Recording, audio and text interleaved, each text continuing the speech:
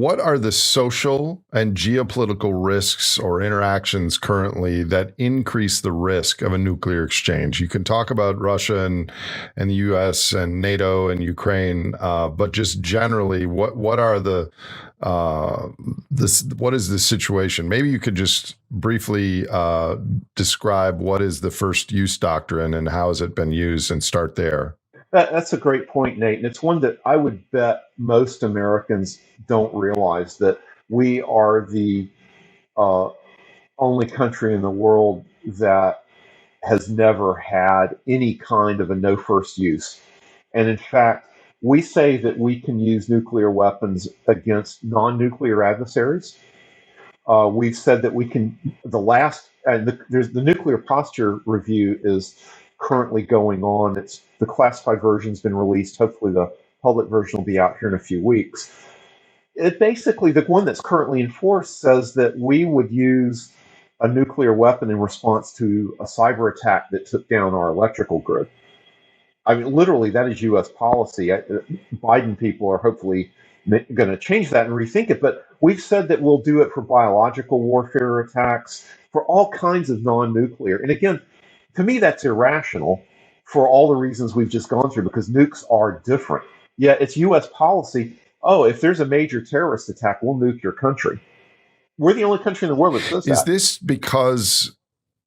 this because we want to scare people into doing what we want, or does this just piss people off? I mean, internationally, I know nothing about this. Why is it that we're the only country that's not in that club that says we're not going to do first use? And it's arrogance, and we've already used them.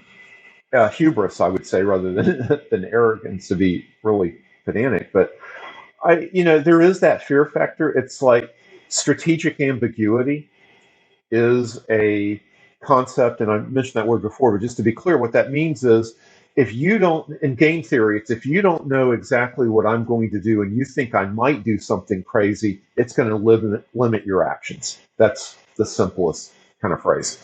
Well, the problem is you're talking about strategic ambiguity around an issue that has the potential to end civilization on this planet. I don't think that's a place where you want to have ambiguity, because ambiguity works both ways. You're saying, maybe I will, maybe I won't. Well, the other side may go, okay, I'm going to roll the dice that maybe you won't.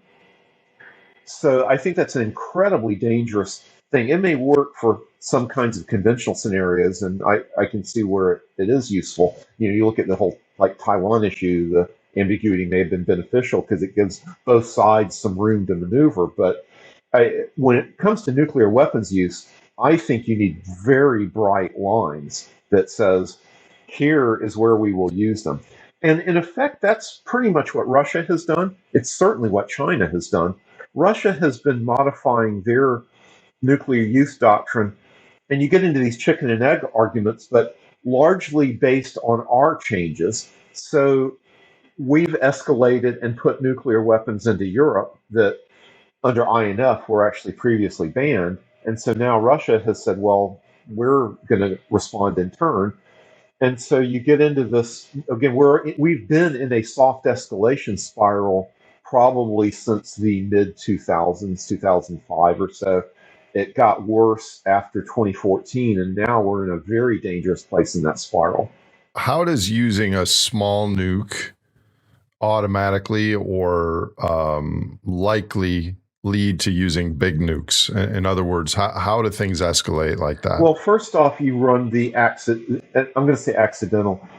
As we discussed earlier, let's say that you have decided to use a nuclear weapon to disable, say you've got let's use this scenario, you've got big Russian formations have swept through Ukraine, they're on the Polish border, you're afraid they're going to cross the border and you want to stop it. And you know that NATO conventional forces aren't sufficient for the job. Well, maybe you say, well, we will use tactical nuclear weapons to break up those formations. So you launch, you launch weapons against that way. Well, obviously, Russia's going to say, well, we want to stop, we want to disable the storage sites for those nuclear weapons to stop you from using them again or in the first place. So that takes a now Russia's got some additional flexibility because of their hypersonic weapons, but if we used a nuke on them, it would be very logical for them to respond by hitting those air bases. Well, now you're starting to get cases where there's going to be secondary effects. What you have a nuke go off, there's going to be fallout, you're going to have civilian casualties. The time to respond gets shorter and shorter because you're using missiles with 5 minute flight times or aircraft with 15 to 30 minute flight times. And so it's you see activity and you start shooting at it and you start to get where there's an exchange, then you get popular pressure of, wow, we've just lost now 2 or 3 million civilians from a limited nuclear exchange. Maybe we need to go ahead and maybe we should go ahead and do a counterforce strike, the technical term saying we're worried the other side's going to launch their strategic weapons or their city destroying weapons. Let's hit them first.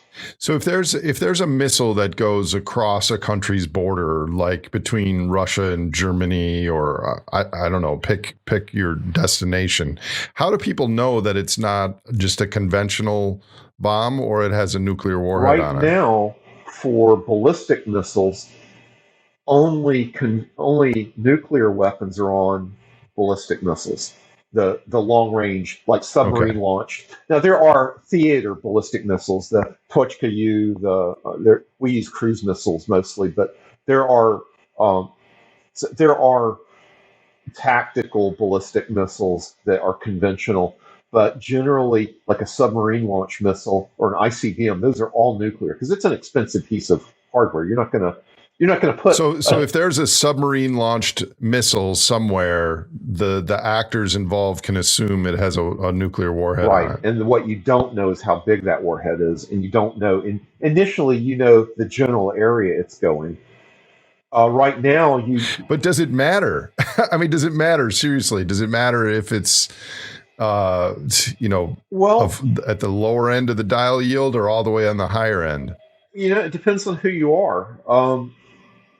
If I'm the decision maker, I may look at it and decide to ride it out and then respond once I know.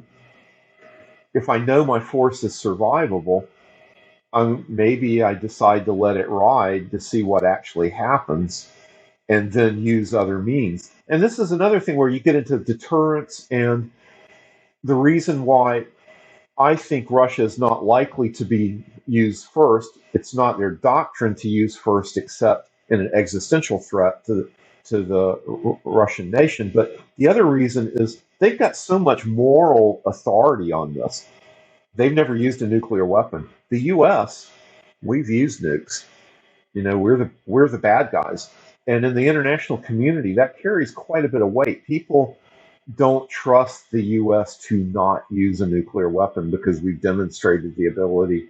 And you look at all the arguments now, people say, yeah, we were right to do the Hiroshima and Nagasaki blasts. But there's a pretty big body of literature which says it wasn't really necessary. But and just to be clear, I think it was probably the right thing to do at the time because we know a lot more now than we knew then. But still, just from a credibility standpoint, again, we have a explicit first use doctrine, which outlines all kinds of things. There are people right now saying, well, we need to fire a nuke at Russia to show them we're serious. I mean, my God, you're saying use a nuclear weapon to make a point? But you hear those discussions, I'm sure you've seen and read it, some of them by members of our Senate. So it's crazy.